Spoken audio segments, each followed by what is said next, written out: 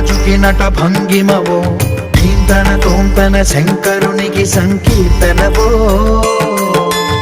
ఈశ్వరుడే అనునిత్యం తనలో తలచుకునే ఓంకారమువో, శివ హృదయం కరిగించే ఆ పంచాక్షరివో.